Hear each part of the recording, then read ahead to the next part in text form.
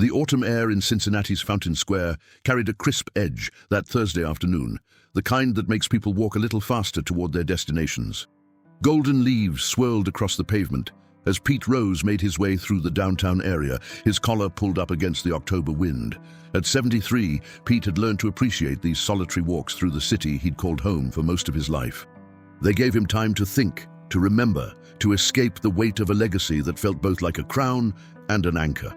The square bustled with the usual afternoon crowd, office workers grabbing late lunches, tourists snapping photos of the Tyler Davidson fountain, street performers competing for attention and spare change. Pete had walked this route hundreds of times, usually lost in his own thoughts, barely registering the noise around him. But today, something made him stop. It was a sound, pure, raw, and hauntingly beautiful. Guitar strings being played with such emotion that they seemed to cry out above the city noise. Pete turned his head, searching for the source, and found her sitting on a weathered wooden bench near the fountain's east side. She couldn't have been more than 19 or 20, with long, dark hair that fell across her face as she hunched over a battered acoustic guitar. Her fingers moved across the frets with practiced precision, creating melodies that seemed to tell stories without words. A small, open guitar case sat at her feet, containing only a few scattered bills and coins. Her clothes were clean but worn.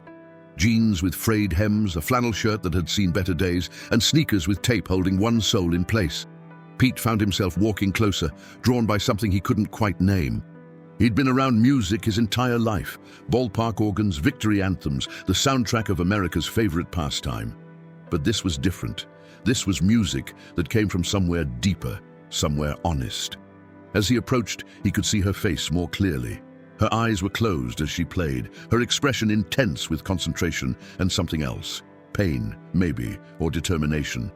Her lips moved silently, mouthing words to a song only she could hear.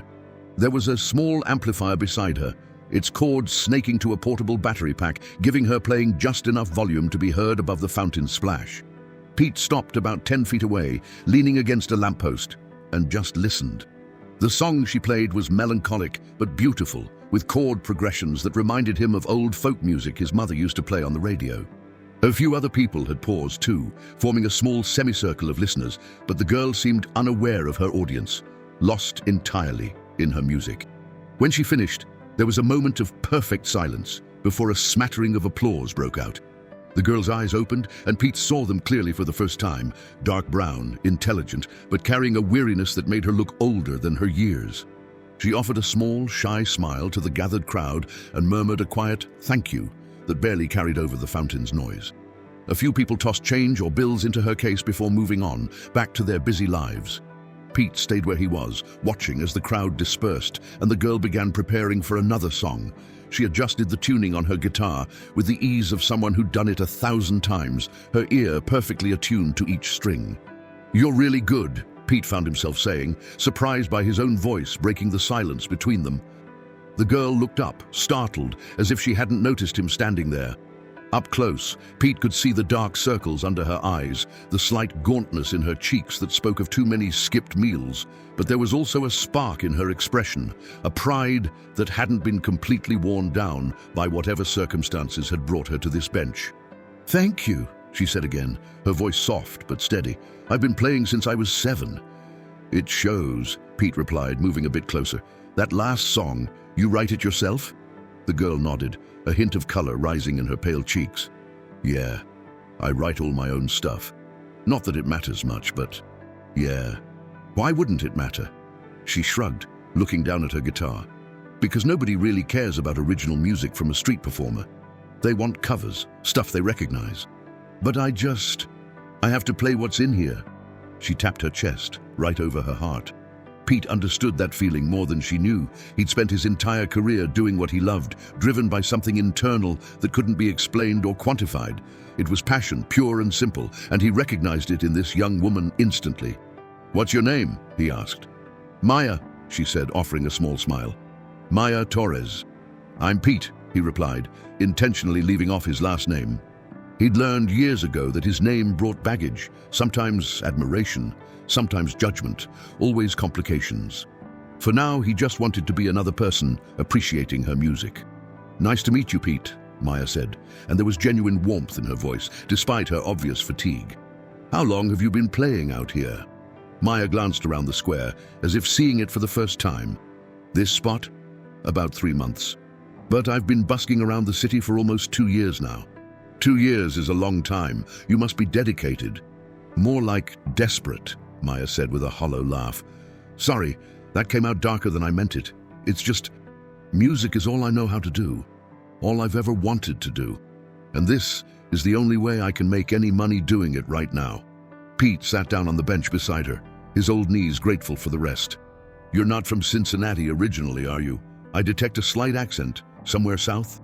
Tennessee, Maya confirmed. Nashville, actually. Moved here about 2 years ago, thinking I could make a fresh start. Maybe find some opportunities that didn't exist back home. And has it worked out? Maya's expression clouded over. That's complicated. Some days are better than others. Today's actually been pretty good. Made almost $40 so far, which is enough for dinner and maybe a little extra. She paused, seeming to realize she might be oversharing. Sorry, you probably don't want to hear about my problems. Actually, I do, Pete said, and he meant it. There was something about Maya that reminded him of himself at that age, hungry for success, willing to work for it, but fighting against circumstances that seemed insurmountable. Tell me about Nashville. Why'd you leave? Maya was quiet for a moment, her fingers absently plucking individual strings on her guitar, creating a soft, contemplative melody. My mom died when I was 17, she finally said, her voice carefully controlled. Cancer. She was a musician too, played piano and sang in church. She's the one who taught me guitar, who encouraged me to write songs. After she passed, living in Nashville became too hard. Everything reminded me of her. I'm sorry, Pete said, and the words felt inadequate but necessary. Thanks, Maya replied. My dad, he didn't take it well. Started drinking heavily, couldn't hold down a job. I stayed as long as I could, tried to help him, but eventually I realized I was just enabling him. So I saved up what little money I could from waitressing jobs and playing coffee shops, and I got on a bus to Cincinnati. Figured it was far enough to start over, but close enough to go back if things changed. Have they? Changed, I mean? Maya shook her head. Haven't talked to my dad in over a year, don't even know if he's still in Nashville. Part of me feels guilty about that, but another part knows I had to save myself first. Pete nodded slowly. He understood family complications, understood the weight of decisions that haunted you years later. And what about here? You mentioned it's been rough. I'm getting by, Maya said, though her tone suggested it was barely true. I've got a room in a boarding house over the Rhine, nothing fancy, but it's got 4 walls and a door that locks. I play here most days, weather permitting, and I've got a couple of gigs each month at small venues, open mic nights, that kind of thing.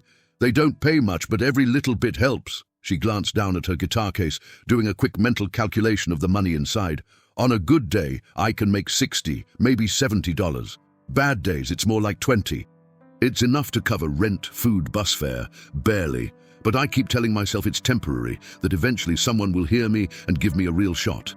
Have you tried recording? Putting your music online?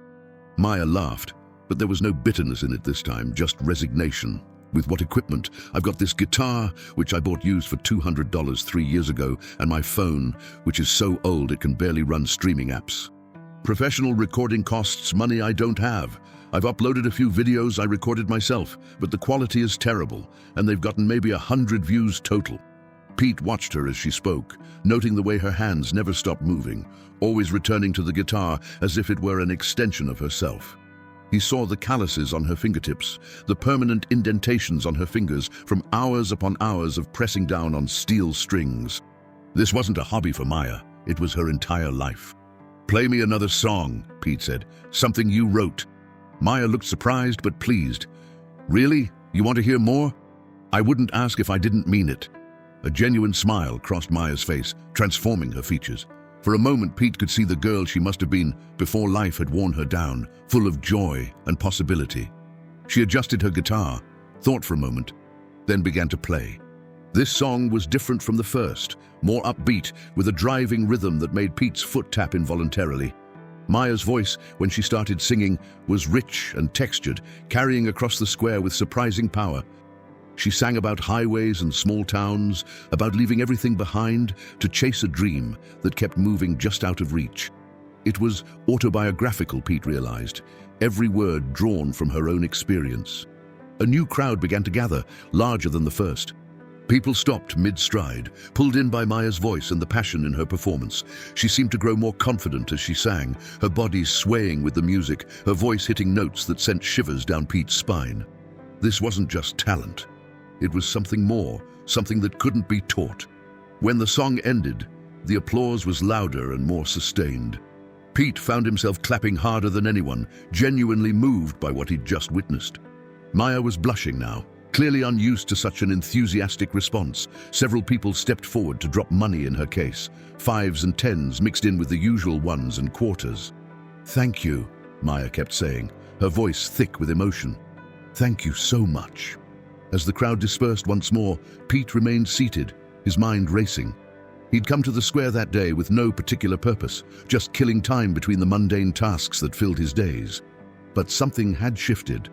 He'd found something he didn't even know he was looking for, a spark of genuine talent in a world that increasingly felt cynical and manufactured.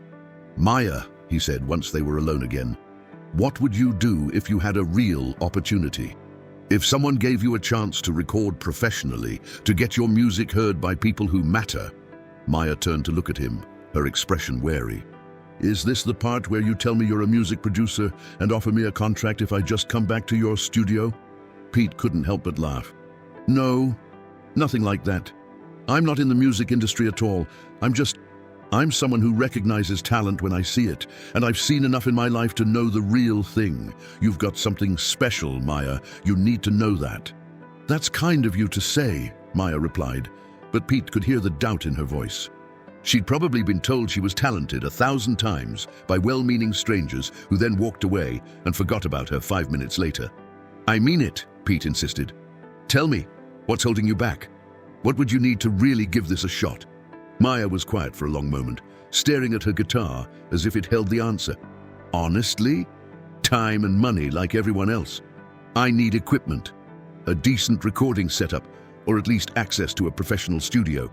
I need time to write and practice without constantly worrying about making rent. I need connections in the industry, people who can open doors. But most of all," she trailed off, seeming reluctant to finish the thought. "Most of all what?" Pete prompted gently. "Most of all, I need someone to believe in me enough to invest in me," Maya said, her voice barely above a whisper. "Not just with words, but with action. Everyone says I'm good, but nobody's willing to take a chance on me.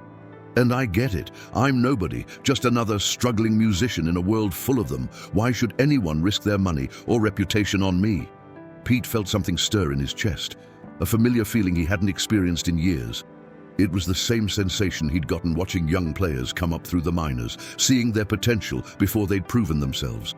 It was the instinct that told him which rookies would make it and which would flame out.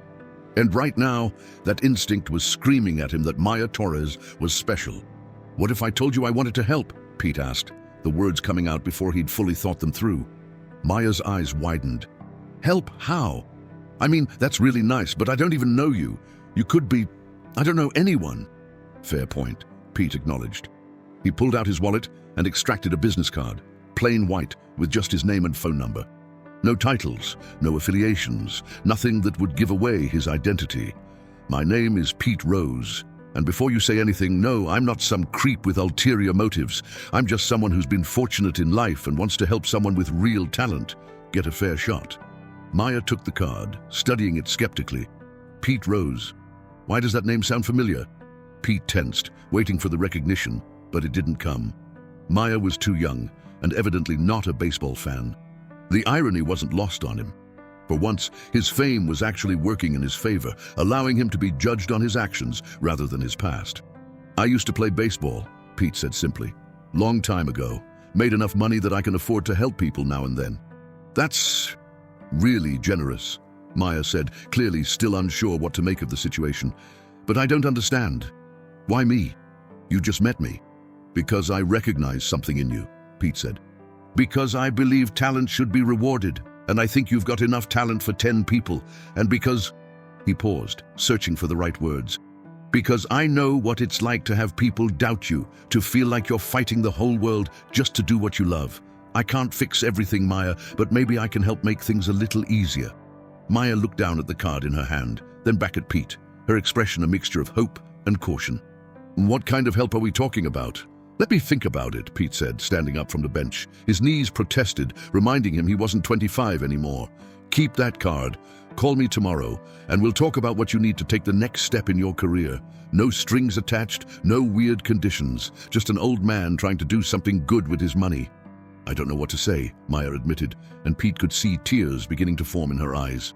Don't say anything yet, Pete advised. Think about it tonight. Decide if you trust me enough to take a chance. If you do, call me. If you don't, throw the card away and I'll never bother you again. Fair? Maya nodded, clutching the card like it was made of gold. Fair. And Pete, thank you. Even if nothing comes of this, thank you for listening and for saying those things about my music. It means more than you know. Pete smiled, feeling lighter than he had in months. Keep playing, Maya. The world needs to hear what you've got to say. As he walked away from Fountain Square, Pete could hear Maya starting another song behind him. The melody followed him down the street, and he found himself humming along, already planning his next moves. He didn't know exactly what form his help would take yet, but he knew one thing with certainty. He'd just found something worth fighting for, and he wasn't going to let it slip away. The autumn wind had picked up, scattering more leaves across the pavement, but Pete barely noticed the cold. He felt energized, purposeful, in a way he hadn't felt since his playing days.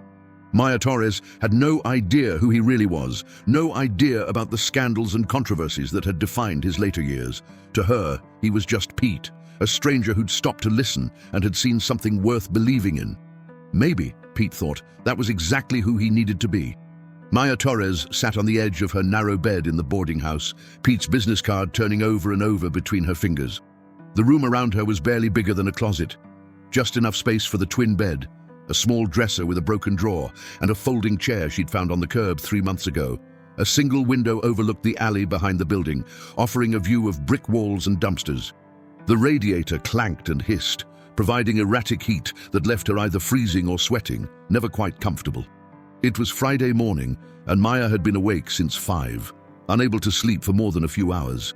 Her mind kept replaying yesterday's encounter in Fountain Square, analyzing every word Pete had said, searching for hidden meanings or warning signs. She'd been on her own long enough to develop a healthy skepticism about strangers offering help. The world wasn't kind to young women in vulnerable situations, and she'd learned to trust her instincts above all else. But something about Pete had felt different, genuine. He hadn't asked for anything, hadn't made any inappropriate comments or suggestions. He'd simply listened to her music, asked about her life, and offered to help.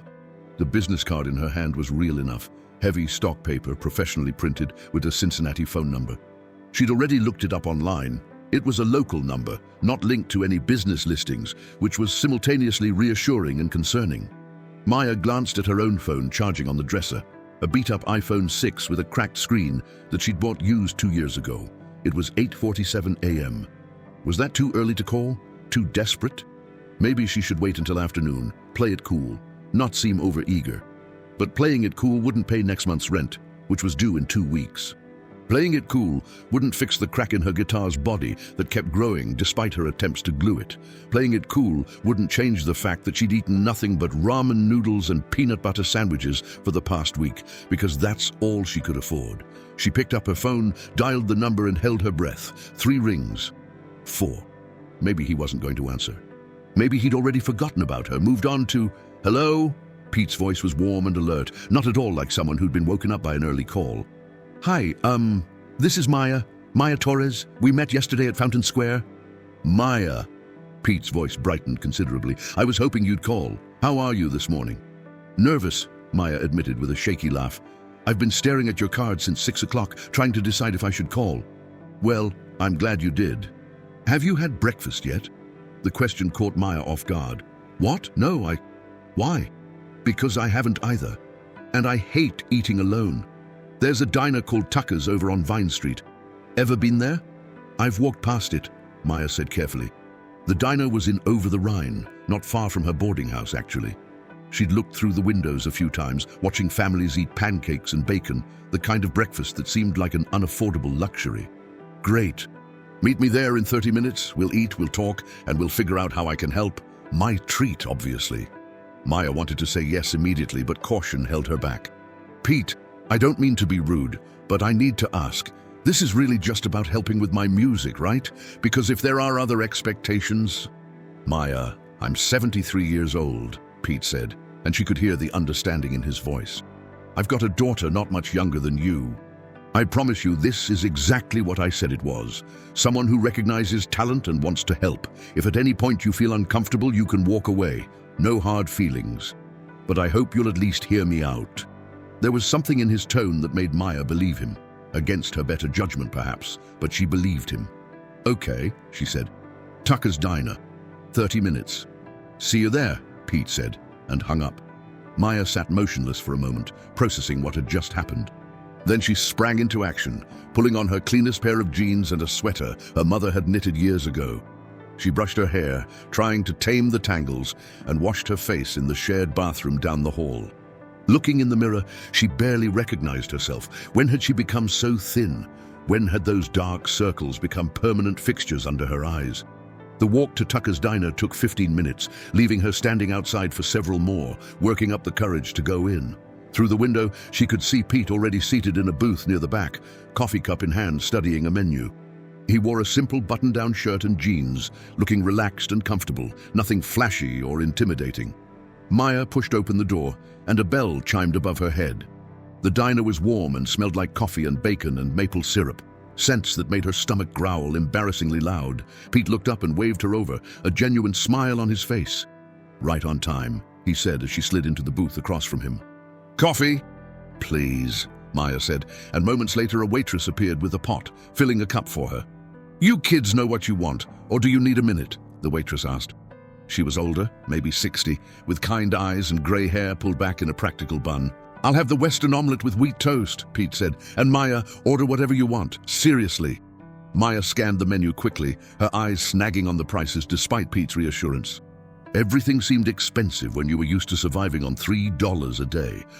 Just the pancakes, please, and maybe some bacon." "Honey, you look like you could use more than that," the waitress said gently. "How about I bring you the pancakes with bacon and some scrambled eggs on the side? Growing girl like you needs proper fuel." Maya felt her face flush, but Pete nodded approvingly. "Perfect. Thank you." Once the waitress left, an awkward silence settled over the table. Maya wrapped her hands around the coffee cup, grateful for something to do with them. Pete seemed content to wait, not rushing to fill the quiet. "So," Maya finally said, "you wanted to talk about helping me?" "I did.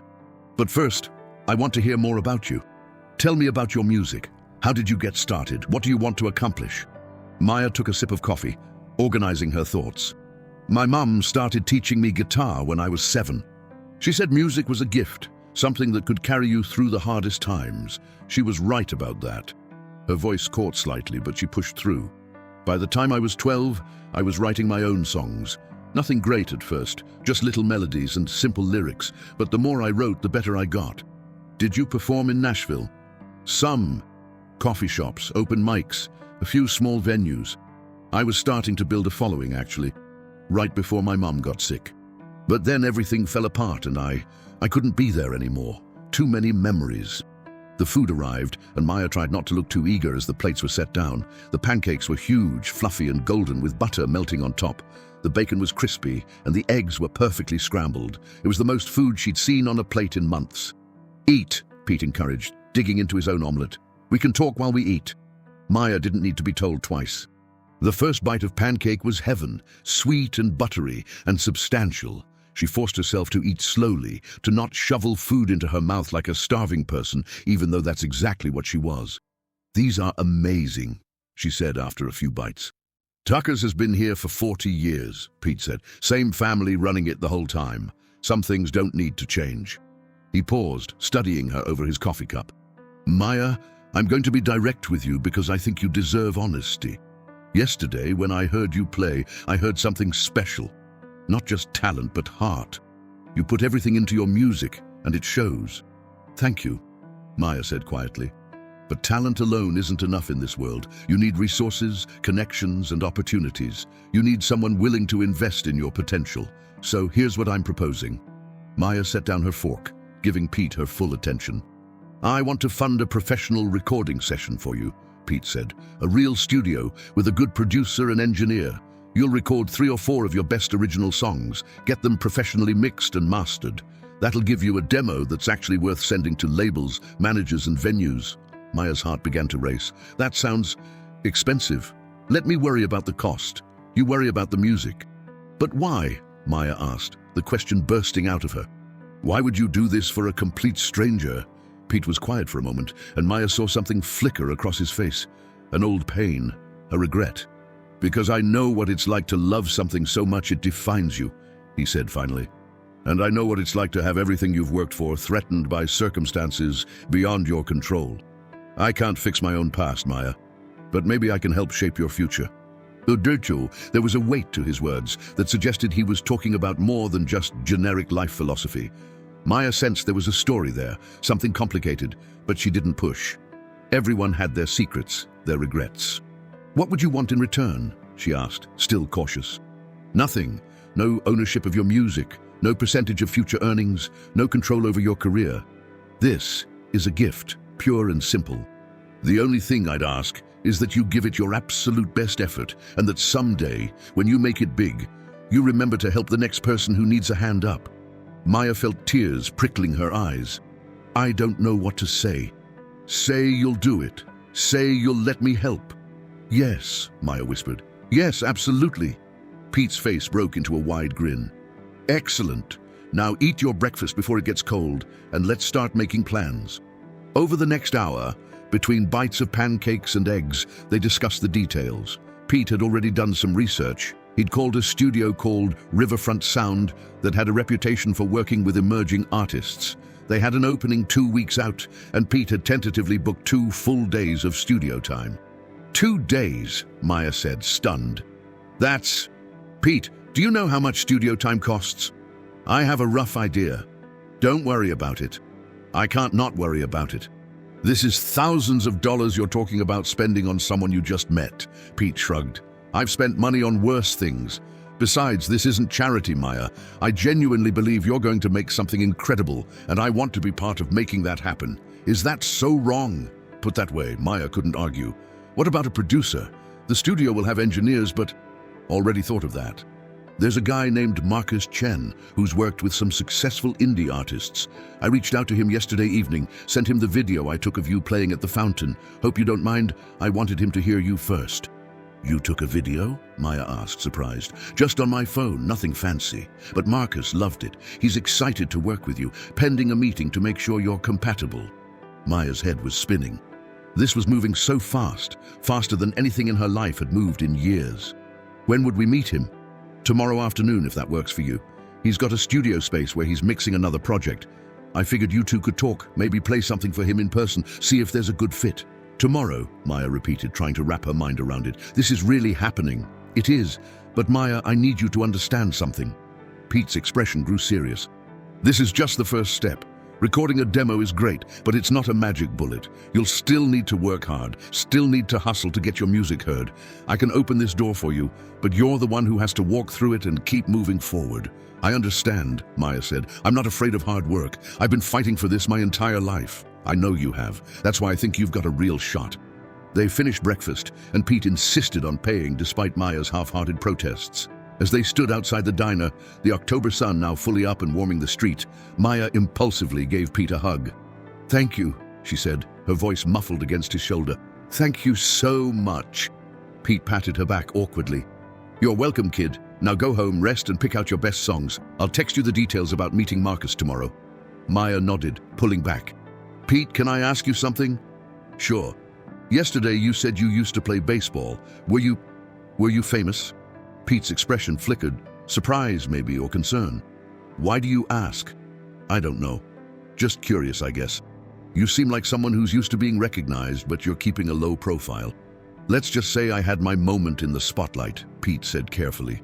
And I learned that fame is complicated. It can open doors, but it can also trap you in a version of yourself that might not be who you really are. That's why I'm keeping my involvement with you quiet, at least for now. This needs to be about your talent, not about whatever credibility my name might or might not bring. Maya nodded slowly. I get that, and honestly, I appreciate it. This already feels surreal enough. Good. Then we understand each other. Pete squeezed her shoulder gently. "I'll see you tomorrow, Maya. And try not to worry too much. Everything's going to work out." As Maya walked back to her boarding house, her mind was racing with possibilities. For the first time in 2 years, she felt something she'd almost forgotten. Hope. Real, tangible hope that her life might actually change, that her music might reach beyond street corners and empty rooms. She still didn't know exactly who Pete Rose was, why he carried himself with the quiet confidence of someone used to being important. But she knew what he'd done for her, and that was enough. She would make the most of this opportunity, would pour every ounce of talent and passion into these recordings. She would prove that Pete's faith in her wasn't misplaced. By the time she reached her room, Maya was already mentally cataloguing her songs, deciding which ones were strong enough for a professional recording. She pulled out her guitar and began to play, her fingers moving across the strings with renewed energy. The shabby room didn't seem quite so depressing anymore. The future, for the first time in forever, looked bright. Marcus Chen's studio was located in an industrial building in Northside, a neighborhood that had been undergoing gradual gentrification for the past decade. The building's exterior was nondescript, aging brick with large windows that had been covered from the inside. But when Maya followed Pete through the heavy metal door on Saturday afternoon, she entered a different world entirely. The studio was a labyrinth of rooms connected by narrow hallways. Marcus met them in the reception area, a space decorated with vintage concert posters and gold records from artists Maya had actually heard of.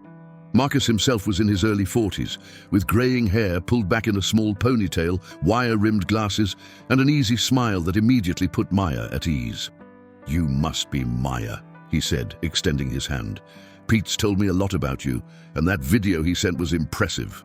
"Thank you," Maya said, shaking his hand. "I'm excited to be here, and a little terrified, honestly." Marcus laughed. "That's a good sign. The terrified ones usually care the most. Come on, let me show you around." He led them through the studio, pointing out different rooms: the main tracking room with its high ceilings and carefully placed acoustic panels, the control room with its impressive mixing board and monitors, isolation booths for vocals, and a lounge area with a worn leather couch and a coffee maker that looked like it had seen decades of use. "We'll start with just you and me," Marcus explained as they settled in the control room. "Pete mentioned you primarily play acoustic guitar and sing, is that right?" "That's right. I've written everything for guitar and voice, though I've imagined some of them with full arrangements, drums, bass, maybe some piano or strings." "We can definitely explore that," Marcus said. "But first, let's hear what you've got in its purest form. Play me a couple of songs. Just you and your guitar, like you would on the street." Maya pulled her guitar from its worn case, suddenly self-conscious about how shabby it looked in this professional environment. Marcus noticed her hesitation. "Don't worry about the gear right now," he said kindly. "I've heard incredible music come out of instruments held together with duct tape and prayer. It's not about what you play, it's about how you play it." Maya nodded, took a deep breath, and launched into Highway Memory, one of her strongest songs. She'd written it during her first month in Cincinnati, when the loneliness had been almost unbearable. The lyrics spoke of running from the past while carrying it with you everywhere, of the impossible task of leaving behind pieces of yourself. As she sang, Maya closed her eyes, letting the familiar words and melodies transport her. She forgot about Marcus watching, forgot about the expensive equipment surrounding her, forgot everything except the music. When the final chord faded, she opened her eyes to find both Marcus and Pete staring at her with expressions she couldn't quite read. "That was..." Marcus paused, seeming to search for the right word. "That was devastating, in the best possible way. The raw emotion in your voice, the way the melody underscores the lyrics. Maya, that's a hit song waiting to happen." "Really?" Maya asked, her heart pounding. "Really? Play me another one." She played 3 more songs over the next hour, each one showcasing a different aspect of her writing and performing abilities. There was Paper Wings, an up-tempo track about dreams that fall apart. 3M Thoughts, a haunting ballad about insomnia and regret. And Hometown Ghost, a folk-influenced piece about the version of yourself you leave behind when you move away. After each song, Marcus took notes, asked questions about her creative process, and offered observations that showed he really understood what she was trying to accomplish. Pete sat quietly throughout, occasionally nodding or smiling, but mostly just listening with an intensity that suggested he was hearing the songs on a deeper level. "Okay," Marcus finally said, setting down his notepad. "Here's what I'm thinking. You've got at least 6 songs here that are studio ready. The question is, which ones do we record? Pete's booked us for 2 days, which is generous, but we need to be strategic. I'd recommend focusing on 4 tracks. That gives us enough time to really develop each one, experiment with arrangements, and get them perfect. Which 4? Maya asked. That's up to you, ultimately. But if I were choosing, I'd go with Highway Memory, 3 a.m. Thoughts, Paper Wings, and Hometown Ghost. Those 4 together tell a complete story. Struggle, introspection, resilience, and identity. They show your range as a songwriter and performer. Maya considered this. Those were indeed 4 of her strongest songs, but they were also 4 of her most personal, the ones that cut closest to the bone. Recording them would mean laying bare her innermost thoughts and feelings for the world to hear. "What do you think, Pete?" she asked, turning to the older man. Pete had been quiet for so long that Maya had almost forgotten he was there. Now he leaned forward, his expression thoughtful. "I think Marcus knows what he's talking about. But I also think you need to trust your gut, Maya. Which songs do you want the world to hear first? Which ones best represent who you are as an artist?" Maya thought about the girl she'd been in Nashville, the one who'd played church coffeehouses and dreamed of bigger stages. She thought about the desperate young woman who'd arrived in Cincinnati 2 years ago with nothing but a guitar and a handful of crumpled bills. She thought about all the people who'd walked past her in Fountain Square without really seeing her, without hearing the stories she was trying to tell through her music. "Marcus is right," she said finally. "Those 4 songs, that's what I want to record." "Excellent," Marcus said, grinning. "Then let's talk arrangements." "Highway Memory? I'm hearing that with a full band.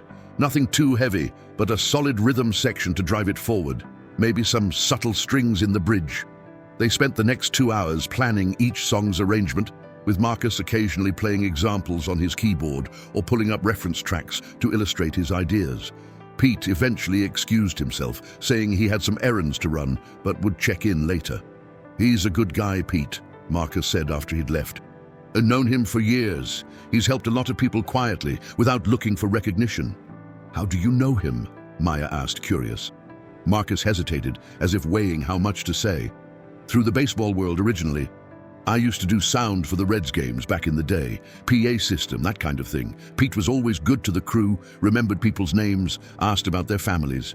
Even after things got complicated for him, he stayed connected with folks. He's got a good heart, even if the world hasn't always seen it that way." "What do you mean, after things got complicated?" Marcus looked uncomfortable. "That's his story to tell, not mine. Let's just say that sometimes people make mistakes, and those mistakes follow them forever, even when they're trying to do good. But with you, with this project, he's trying to do something right, and I respect that." Maya wanted to press for more information, but something in Marcus's tone suggested she wouldn't get it. Instead, she asked, "What about you? How did you get into producing?" Marcus smiled, clearly relieved by the change of subject. "Started as a musician myself, played bass in a punk band in the 90s. We never made it big, but we recorded a couple albums, toured the Midwest. I was always the guy in the band who was interested in the technical side of things, always hanging around the studio, asking engineers questions. Eventually realized I was more passionate about helping other people make great music than making it myself. Been doing this for 20 years now, and I still love it. Do you ever miss performing?" "Sometimes. But then I work with an artist like you, someone with real potential, and I remember why I do this. There's something magical about being in the studio when everything clicks, when a song goes from being just okay to being something special. That's my drug now." They talked for a while longer, and Maya felt herself relaxing more and more. Marcus was easy to talk to, genuinely interested in her ideas and clearly passionate about his craft. By the time Pete returned a few hours later, they'd mapped out detailed plans for all 4 songs. "How'd it go?" Pete asked. "Great," Maya said, unable to keep the excitement from her voice. "Marcus has some incredible ideas. I think these recordings are going to be amazing." "I have no doubt," Pete said. "Now, Maya, I need to talk to you about something practical. Studio time is booked for next Monday and Tuesday. That means you've got tomorrow to rest and prepare. But I'm worried about you going back to that boarding house. When's the last time you had a decent night's sleep?" Maya felt her defenses rise. "I'm fine. The boarding house it's adequate at best," Pete interrupted gently. "And you need to be at your absolute best for these sessions. So here's what I'm proposing. There's a hotel about 10 minutes from here called the Northside Inn. Nothing fancy, but it's clean and comfortable. I've booked you a room for the next 3 nights, tonight through Tuesday. 3 meals a day on me, somewhere nearby. Consider it part of the investment in these recordings. Pete, that's too much. It's necessary, Pete said firmly. You can't give your best performance if you're exhausted and underfed. Let me do this, Maya. Please. Marcus nodded in agreement. He's right. Studio sessions are intense, mentally and physically draining. You need to take care of yourself. Maya wanted to argue, wanted to maintain her independence and pride. But the truth was, she was exhausted. The boarding house was noisy and uncomfortable, and she couldn't remember the last time she'd slept through a full night. And the thought of 3 solid meals a day, of not having to worry about scraping together enough money for food, it was almost overwhelming. Okay, she said quietly. Thank you. Good, Pete said. Now let's get you checked in, and then we'll grab an early dinner. Tomorrow's your day off. Sleep late, relax, prepare mentally. Marcus, we'll see you Monday morning at 9. 9 o'clock sharp, Marcus confirmed. Maya, bring that guitar and bring your best energy. We're going to make something incredible. The Northside Inn was nothing fancy, a modest 2-story building with a parking lot and a sign that needed repainting.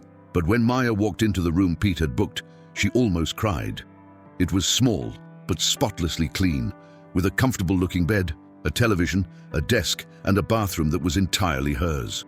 No shared facilities, no thin walls broadcasting every sound from neighboring rooms, no mysterious stains on the carpet. It's perfect, she said, setting her guitar case down carefully.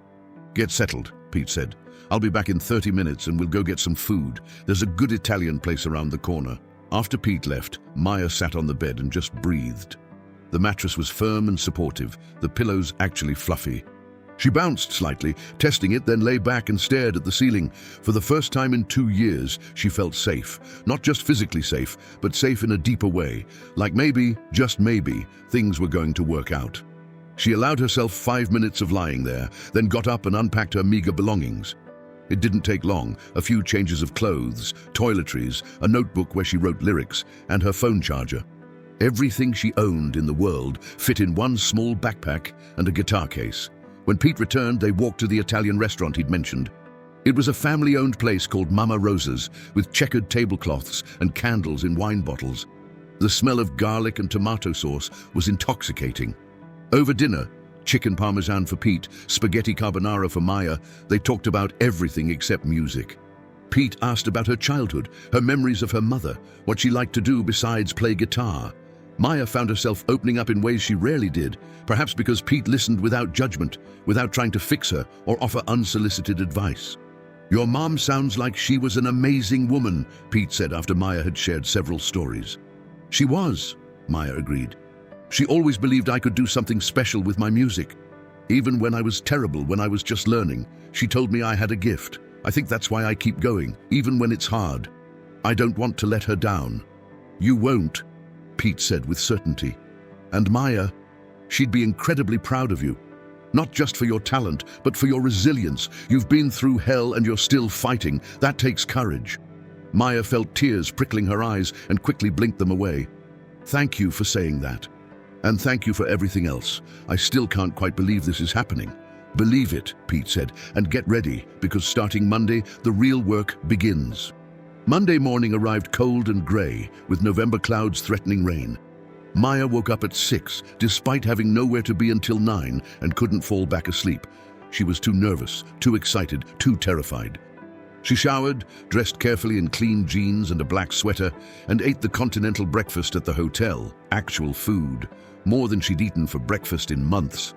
Pete picked her up at 8:30, looking fresh and energized despite his age.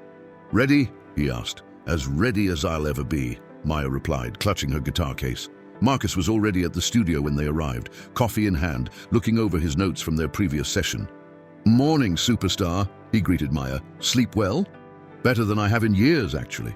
Good. You're going to need that energy. We're starting with Highway Memory today, full band arrangement. I've got session musicians coming in at 10, but first I want to get a perfect vocal and guitar take from you. That'll be the foundation everything else builds on. The recording booth was smaller than Maya had expected, just enough room for a chair, a music stand, and the microphone setup. Marcus positioned her carefully, adjusting the mic height, checking levels, explaining the headphone system that would let her hear her own voice and guitar as she performed. Don't think too much. Marcus advised through the intercom from the control room. Just play it like you did in the fountain, like you're telling a story to someone who needs to hear it. We'll do multiple takes, comp together the best parts, no pressure to be perfect on the first try. But something magical happened. Maya's first take was nearly flawless. As she sang Highway Memory, pouring all her longing and pain and hope into the words, she could hear through the headphones how good it sounded, her voice clear and strong, her guitar playing tight and expressive. When she finished, there was silence from the control room for a long moment. Then, Marcus's voice came through. Maya, that was take one, and it might be the keeper. But let's do a few more, just to see if we can catch lightning in a bottle again. They recorded 5 more takes, each one slightly different, but none quite capturing the raw emotion of that first performance. In the end, Marcus decided to use take 1 for the verses and chorus, with strategic moments from other takes layered in for texture. By the time the session musicians arrived, a drummer named Alex, a bassist named Stephanie, and a keyboardist named Jamie, Maya had nailed both the guitar and vocal parts. Now came the part she'd been both anticipating and dreading. Hearing her song come to life with a full arrangement, Marcus played the basic track for the band, explaining his vision for each instrument's role. Then they began layering parts, starting with drums. Alex listened carefully to the click track and Maya's recording, then laid down a drum part that was subtle but driving, perfectly supporting the emotion of the song without overwhelming it. Stephanie's bass came next, providing a melodic counterpoint that wove through the guitar and drums. Jamie added tasteful keyboard touches, some sustained pads during the verses, a more prominent piano part in the bridge that made Maya's breath catch when she heard it. By early afternoon, Highway Memory had transformed from a simple acoustic ballad into a fully realized production. Marcus called Maya into the control room to hear the rough mix, and when he pressed play, she felt her knees go weak. It was her song, unmistakably, but elevated beyond anything she'd imagined. Every element worked together perfectly, creating something bigger than the sum of its parts. Her voice soared over the instruments, clear and emotional, telling a story that now had the sonic landscape to match its narrative depth. "Oh my God," Maya whispered when the song ended. "Is that really me?" "That's really you," Marcus confirmed, grinning. "That's what you've been carrying around in your head and your heart, now captured in a way that other people can experience it the way you do. This is special, Maya. This is a single." Pete, who'd been sitting quietly in the corner for most of the day, stood up and squeezed Maya's shoulder. "You did it, kid. That's a real song, a professional recording, and we've got 3 more to go." They worked until 8 that evening, breaking only for a quick dinner of sandwiches that Pete had delivered. By the end of the day, they'd finished basic tracking for Paper Wings as well, another up-tempo track that came together even faster than the first. Maya was exhausted when Pete drove her back to the hotel, but it was a good exhaustion, the kind that comes from doing something you love at your absolute best. She fell into bed and slept deeply, dreamlessly, for 10 hours straight. Tuesday brought the completion of 3 AM Thoughts and Hometown Ghost, the 2 more introspective songs on the demo. These required more delicate arrangements, more space for Maya's voice and lyrics to breathe. Marcus brought in a cellist for 3 AM Thoughts, and the mournful sound of the strings made Maya cry when she heard it played back. "That's exactly right," she told Marcus through her tears. "That's exactly how the song is supposed to feel." By Tuesday evening, all 4 songs were tracked, and Marcus began the mixing process while Maya and Pete listened. It was meticulous work, adjusting levels, tweaking EQ, adding subtle effects, making sure every element sat perfectly in the sonic space. "This is the part most people don't see," Marcus explained as he worked. "Tracking is exciting, but mixing is where the magic really happens. It's like sculpting. You're taking all this raw material and shaping it into something beautiful. The final mixes wouldn't be ready for another week," Marcus explained. He needed time to work on them with fresh ears to make sure everything was exactly right. Then would come mastering, the final stage that would ensure the songs sounded good on any playback system.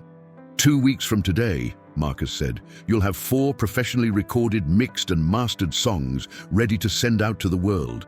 How does that feel?"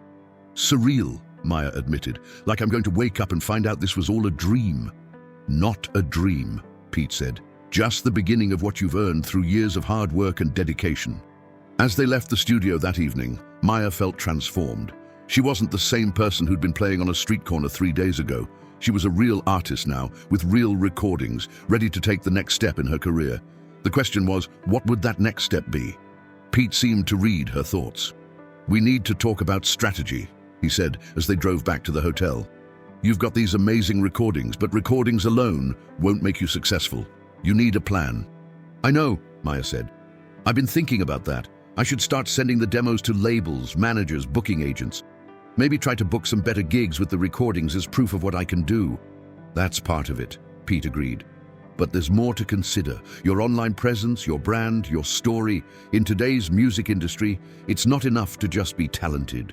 You need to know how to market yourself, how to connect with an audience beyond just performing." Maya felt a flutter of anxiety. "I'm not good at that stuff. Social media, self-promotion, it always felt fake to me." "It doesn't have to be fake," Pete said. "It just has to be authentic. Tell your story, share your music, let people see who you really are. That's what connects with audiences these days, authenticity." They pulled into the hotel parking lot, but neither made a move to get out of the car. "Pete," Maya said carefully, "can I ask you something?" "Of course." Marcus mentioned that you went through something difficult, that things got complicated for you. And I've been thinking about how you keep a low profile, how you don't want your name attached to helping me. I'm grateful, don't get me wrong, but I'm also curious. Who are you really? What's the story you don't want to tell? Pete was quiet for a long moment, staring through the windshield at the darkening sky. "I'm someone who made mistakes," he finally said. "Someone who let down people who believed in me, and I'm trying to do better now, to be better. But some mistakes follow you forever, Maya. Some things you can never fully make right, no matter how hard you try. Do you want to tell me about it?" "Not yet," Pete said. "Maybe someday when you understand the music industry better, when you see how quickly people can turn on you. For now, just know that I'm trying to help you because I see something in you that deserves to be protected and nurtured. And I don't want my baggage to become your baggage." Maya nodded, understanding that pushing further would be unwelcome. "Okay, but Pete, whatever you did, whatever people think about you, you're a good person. I know that much." Pete's eyes grew suspiciously bright. "Thank you, Maya. That means more than you know." 2 weeks later, Maya sat in a small coffee shop in Over the Rhine, her laptop open in front of her, staring at the email draft she'd been composing for an hour. The subject line read, "Demo Submission, Maya Torres," and the body of the email was a carefully crafted introduction explaining who she was, what her music sounded like, and why the recipient should give her a chance. She had a list of 50 music industry contacts: managers, booking agents, A&R representatives from independent labels, music supervisors who place songs in TV shows and films. Pete had helped her compile it, using his connections to get legitimate email addresses rather than the generic submission forms that usually led nowhere. The 4 finished songs sat in a Dropbox folder, ready to share. Marcus had done incredible work on the final mixes and mastering. Highway Memory sounded like something that could be on the radio tomorrow. Paper Wings had an infectious energy that made you want to move. 3 AM Thoughts was hauntingly beautiful, and Hometown Ghost showcased the depth of Maya's songwriting abilities. But sitting here, finger hovering over the send button, Maya felt paralyzed by doubt.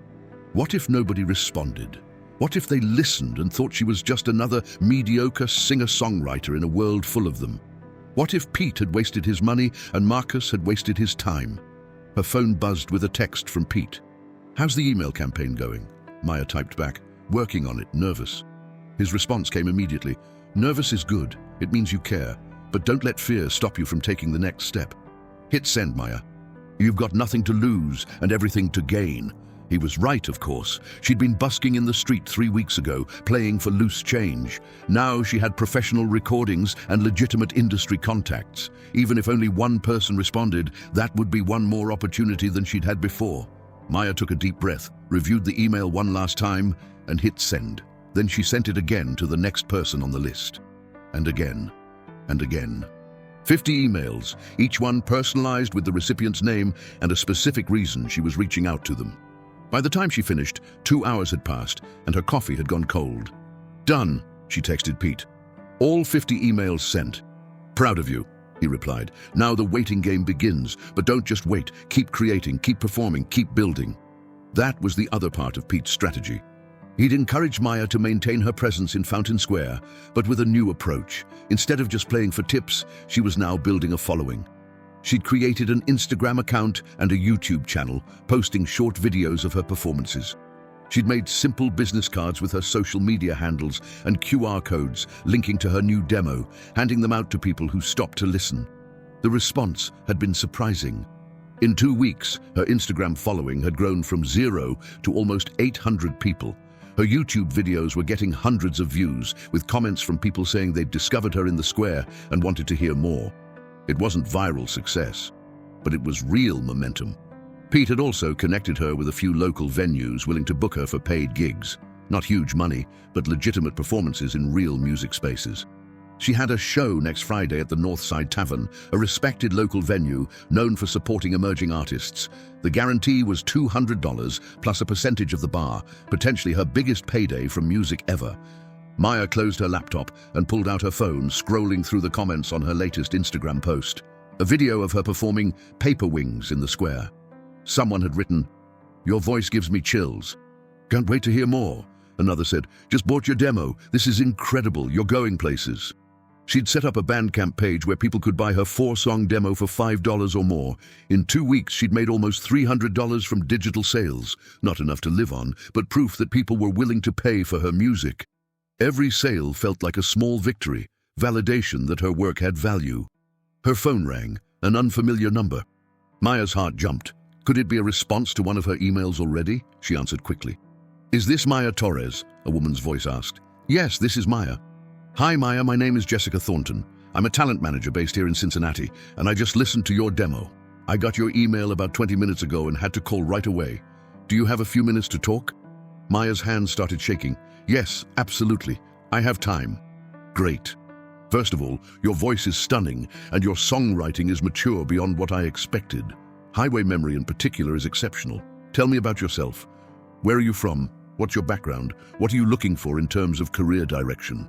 For the next 30 minutes, Maya talked about her journey, her goals, her struggles and hopes. Jessica asked thoughtful questions, really listening to the answers.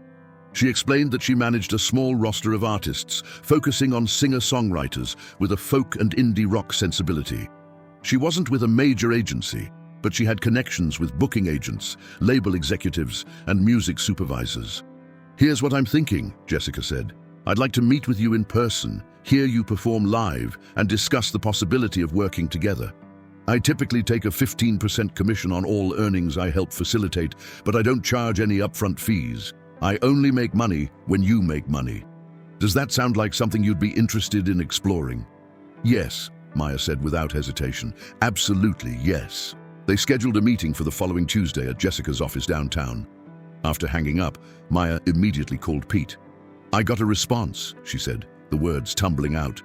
"A talent manager named Jessica Thornton. She loved the demo and wants to meet with me. Pete, this is really happening." "That's fantastic, Maya. Jessica Thornton? I've heard of her. She's legitimate, has helped several local artists break through to larger audiences. This is exactly the kind of opportunity we were hoping for. What should I do? How should I prepare for the meeting?" "Be yourself," Pete advised. "Be honest about what you want and what you're willing to commit to. Ask questions about her vision for your career, her connections, her track record. This is as much about you interviewing her as it is about her evaluating you. And Maya, don't sign anything without reading it carefully and maybe having a lawyer look at it. I don't have a lawyer. I'll connect you with someone who can review any contracts pro bono. Let's not get ahead of ourselves, but I want you protected." Da-dee-da. Over the next few days, 3 more music industry professionals responded to Maya's emails. A booking agent who wanted to add her to his roster for college and small venue shows. An A&R representative from an indie label who said they were interested but wanted to hear more material first. And a music supervisor who said her sound might be perfect for an upcoming independent film soundtrack. Maya met with each of them, sometimes with Pete accompanying her, sometimes alone. She was learning to navigate these conversations, to advocate for herself, while staying open to advice and opportunities. Not every meeting led somewhere. The booking agent ultimately decided her following wasn't quite large enough yet, but each interaction was a learning experience. The meeting with Jessica Thornton went exceptionally well. Her office was modest but professional, decorated with photos of her with various artists at venues around the Midwest.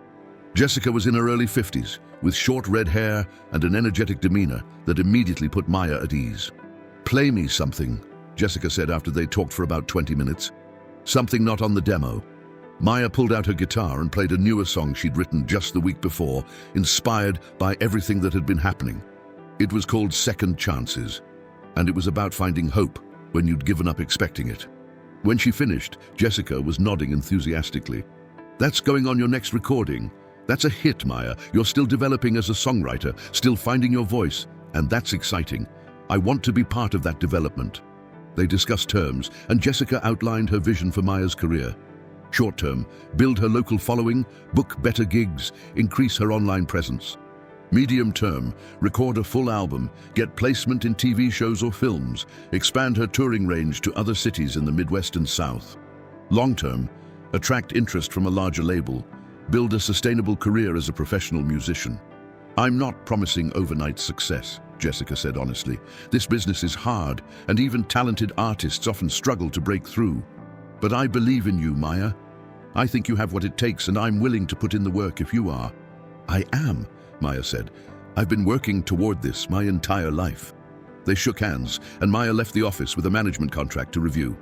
True to his word, Pete connected her with an entertainment lawyer named David Chen, no relation to Marcus, who reviewed the contract and confirmed it was fair and standard for an emerging artist. Maya signed it 3 days later, officially making Jessica Thornton her manager. The gig at Northside Tavern that Friday was a milestone. It was Maya's first real show with a proper sound system, stage lights, and a crowd that had come specifically to see live music. Jessica had promoted it heavily on social media, and Pete had spread the word to his network.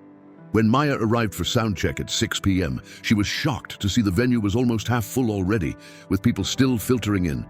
"Nervous?" Marcus asked. He'd come to help with the sound setup, wanting to make sure Maya sounded as good live as she did on the recordings. "Terrified," Maya admitted. "What if I freeze up? What if they don't like me?"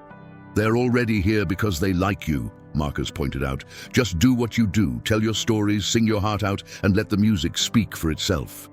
Pete was there too, sitting at a table near the back with a beer, trying to stay inconspicuous. But Maya could see him scanning the room with an appraising eye, probably noting the crowd size and demographics, always thinking strategically. At 8 p.m., the lights dimmed and Maya walked onto the stage. The applause that greeted her was warm and genuine. She adjusted her guitar strap, stepped up to the microphone, and looked out at the faces looking back at her, maybe 75 people in total, the most she'd ever performed for. "Hi, everyone," she said, her voice only slightly shaky. "I'm Maya Torres, and I'm going to play some songs I wrote. Thank you so much for being here tonight." She launched into Paper Wings, the most energetic song in her repertoire, and the crowd responded immediately. People were nodding along, tapping their feet, smiling. By the time she finished, the applause was enthusiastic with a few whistles mixed in. The rest of the set flew by. Maya played all 4 songs from her demo, plus 3 others, including Second Chances. Between songs, she told brief stories about what inspired each one, letting the audience into her creative process. She felt herself relaxing, finding her rhythm, actually enjoying the performance rather than just enduring it. For the encore, she played Highway Memory, and the room fell completely silent except for her voice and guitar. When the final chord faded, there was a beat of perfect quiet before the applause erupted, louder than any that had come before. Maya took her bow, thanked the audience again, and walked off stage feeling like she was floating. People immediately surrounded her, wanting to talk, to buy CDs. Jessica had made physical copies of the demo to sell at shows, to take photos. It was overwhelming in the best possible way. "You killed it," Jessica said, appearing at Maya's side to help manage the crowd. "That was a professional performance, Maya. You're ready for bigger things." Pete waited until the crowd had thinned before approaching. His eyes were suspiciously bright, and when he hugged Maya, she felt him trembling slightly. "Your mom would be so proud," he whispered. "Hell, I'm proud, and I barely know you." "Thank you," Maya whispered back, "for everything. This wouldn't be happening without you." "You're wrong about that," Pete said, pulling back to look at her. "This is happening because of your talent and your hard work. I just opened a door. You're the one walking through it." That night, lying in her bed at the boarding house, she'd moved back after the hotel stay ended, but was now saving money with the goal of finding a better place. Maya reviewed the photos and videos people had posted from the show. Her Instagram following had jumped by 200 people in a single evening. The demo sales on Bandcamp had spiked, with 23 purchases just since the show ended.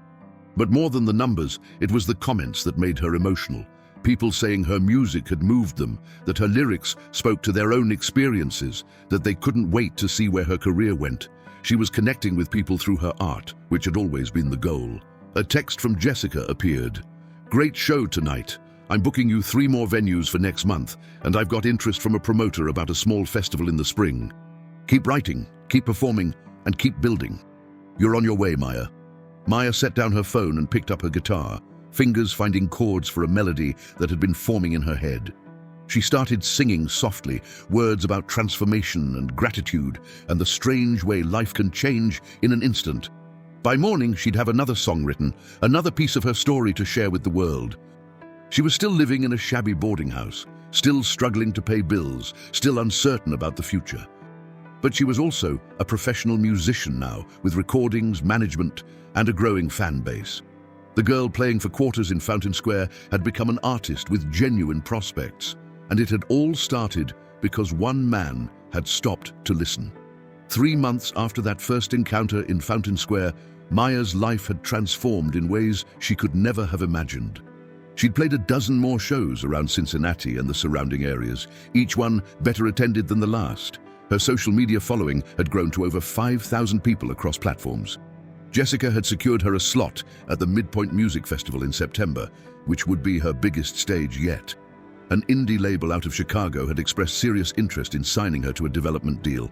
But perhaps most significantly, Maya had been able to move out of the boarding house.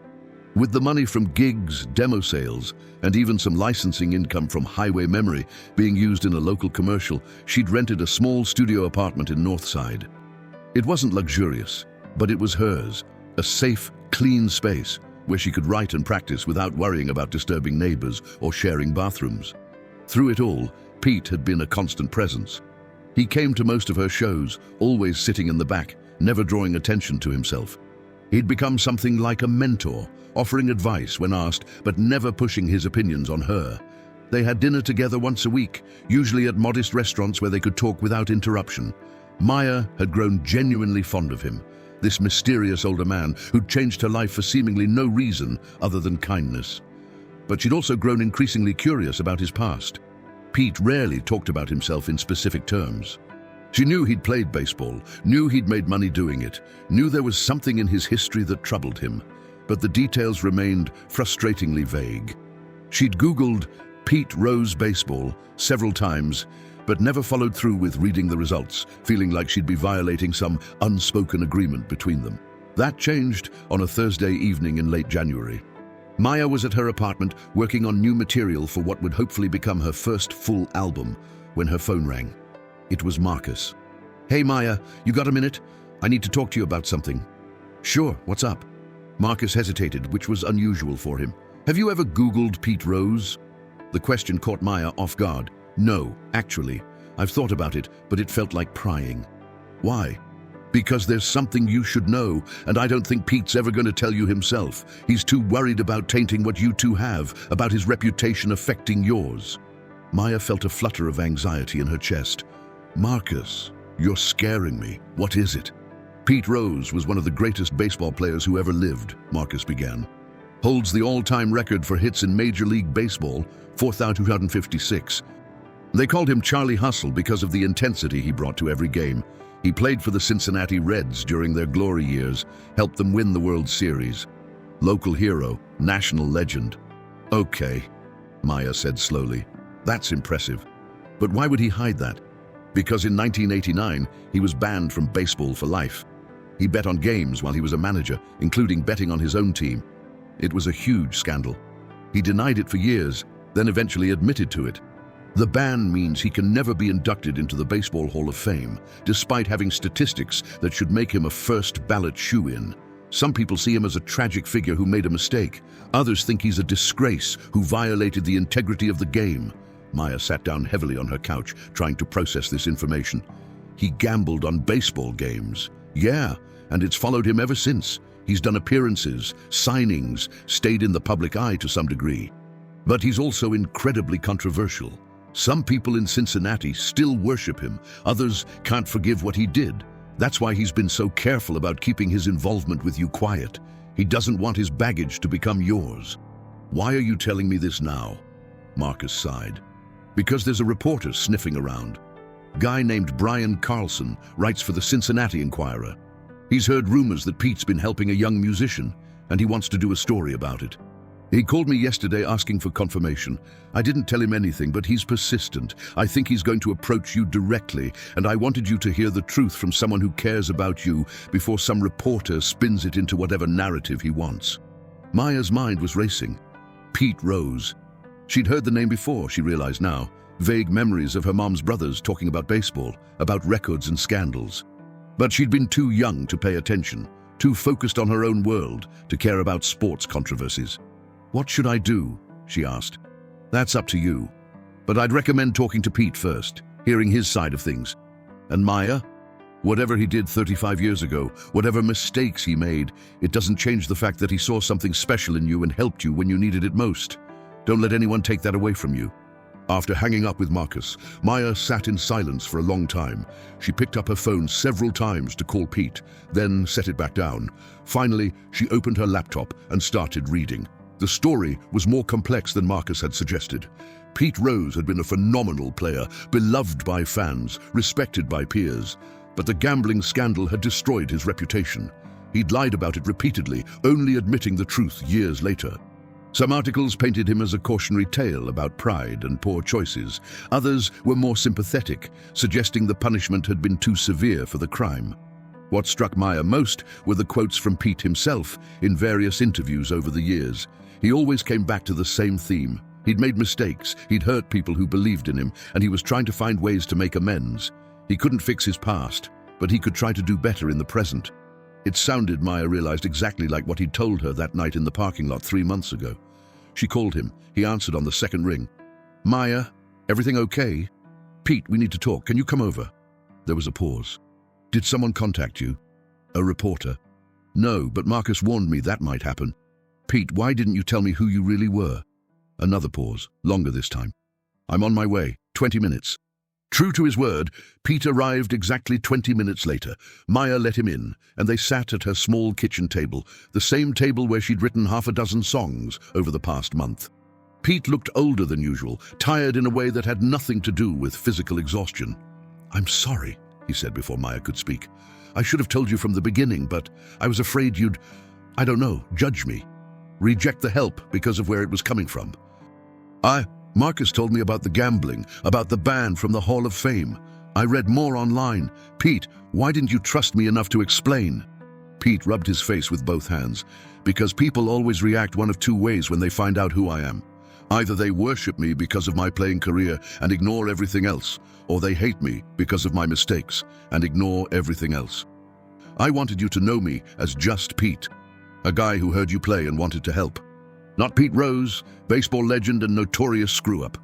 Tell me your side of the story, Maya said. Not the public version, not what the newspapers said, your version. Pete was quiet for a moment, gathering his thoughts. I loved baseball more than anything in the world, he finally said.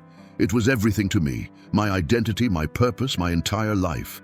When I was playing, I gave it everything I had, every single game.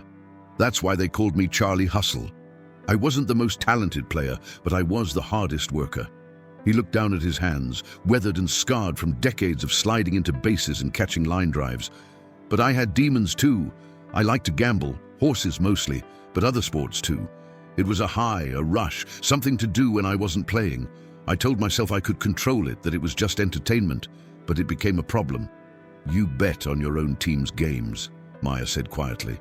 I did. Never bet against them, only for them to win. But that doesn't matter. The rule is clear. You don't bet on baseball, period. I knew the rule, I broke it anyway. And when they investigated me, I lied.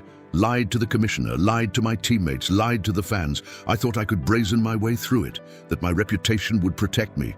But it didn't. No, I got banned for life. Lost my chance at the Hall of Fame, lost a lot of respect, lost relationships.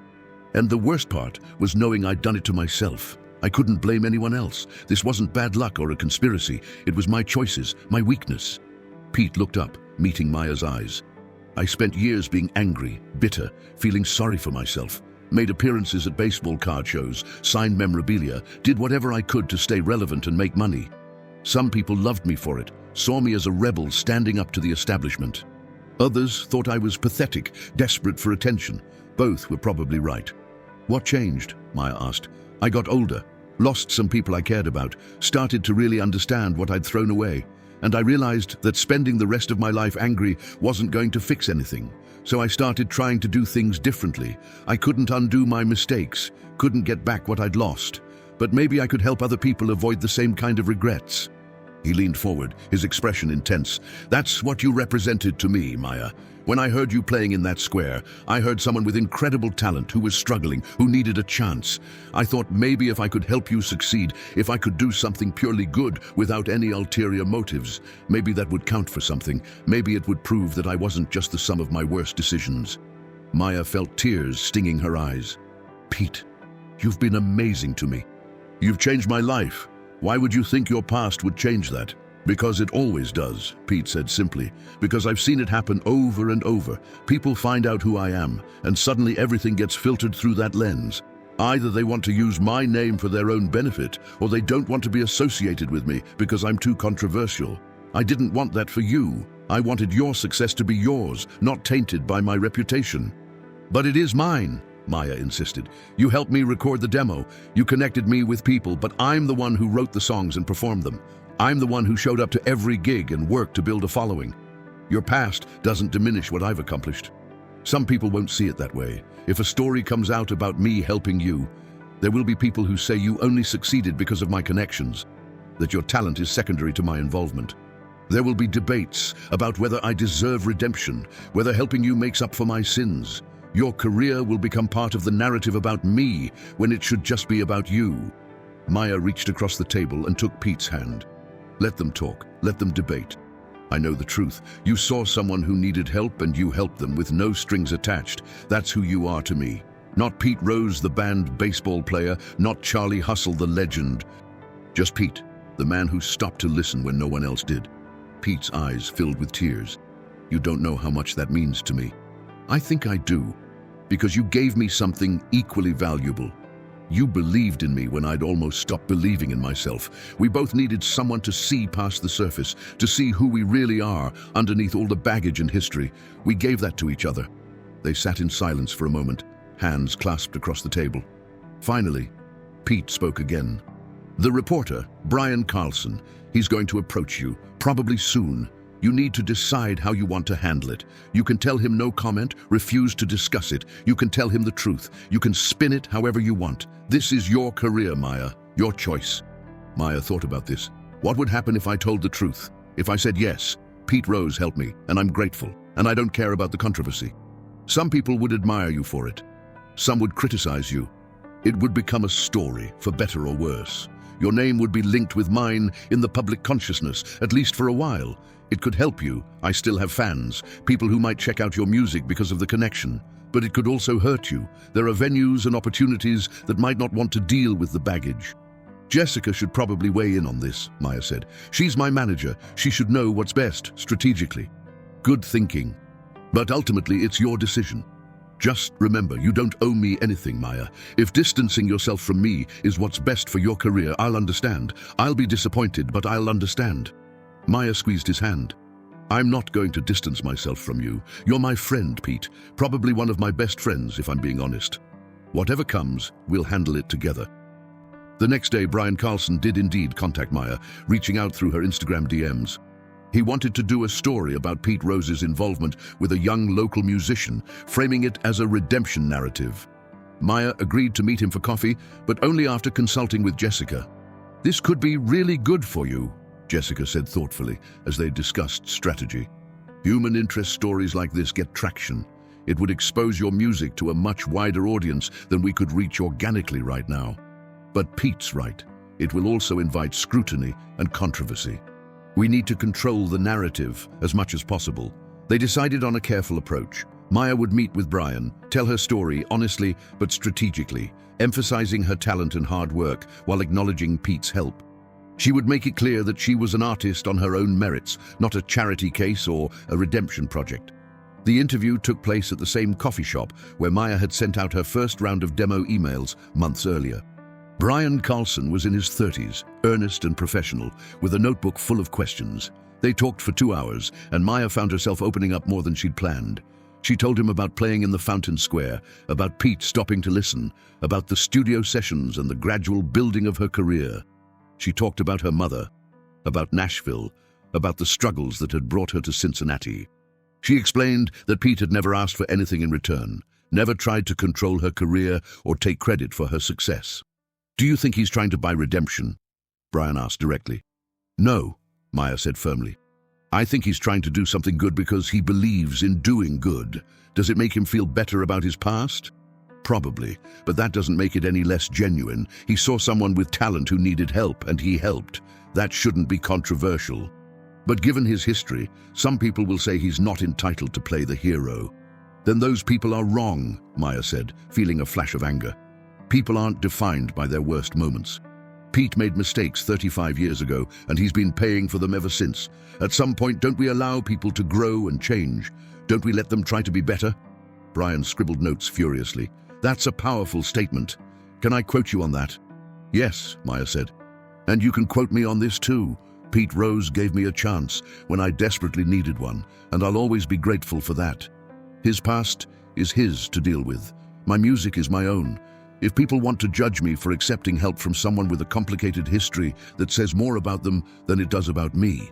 The article ran in the Cincinnati Enquirer that Sunday with the headline, "Charlie Hustle's New Calling, Pete Rose Helps Local Musician Find Her Voice." It was a lengthy piece, detailing both Pete's history and Maya's journey. Brian had interviewed several other people, Marcus, Jessica, even the manager of Northside Tavern, where Maya had played her breakout show. The story went viral, at least by local standards. It was picked up by sports blogs, music websites, and even a few national news outlets. Suddenly, Maya's social media exploded with new followers, thousands of them.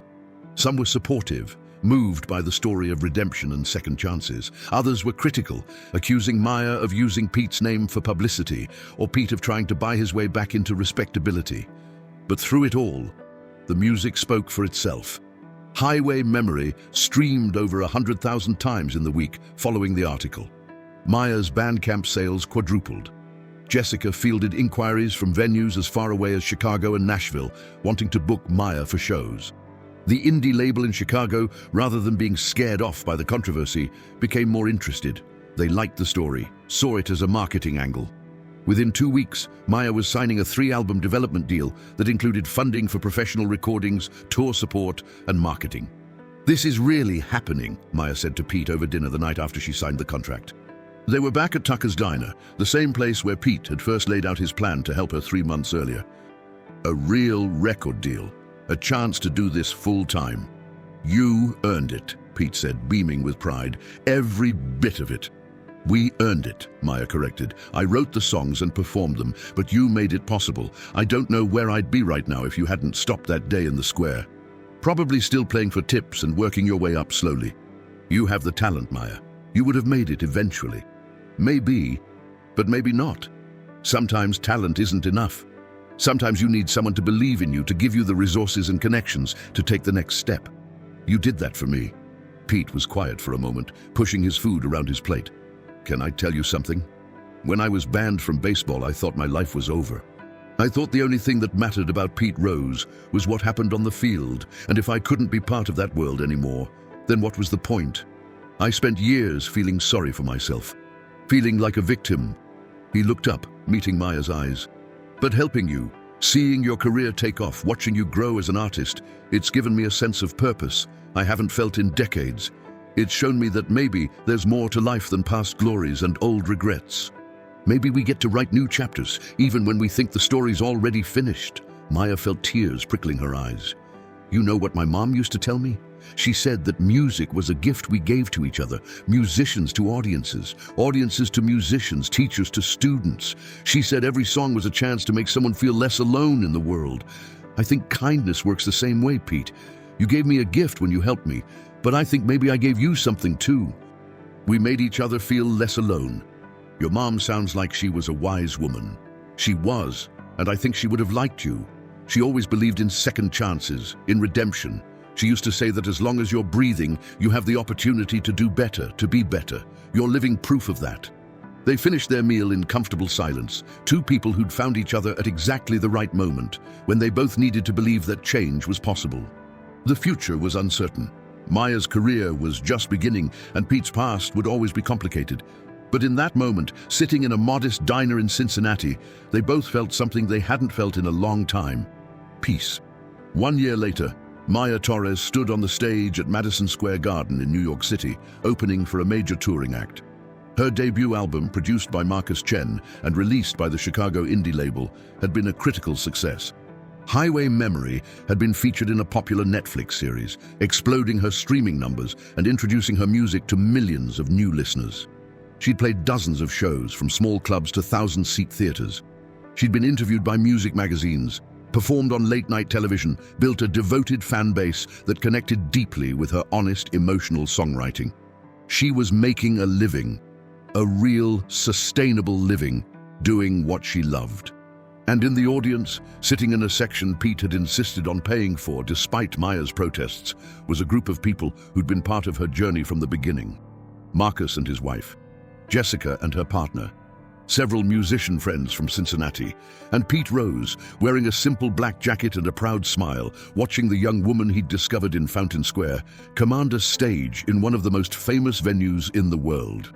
When Maya reached the part of her set where she told the story of how her career began, she looked out at the crowd. Thousands of faces, all turned toward her, all listening.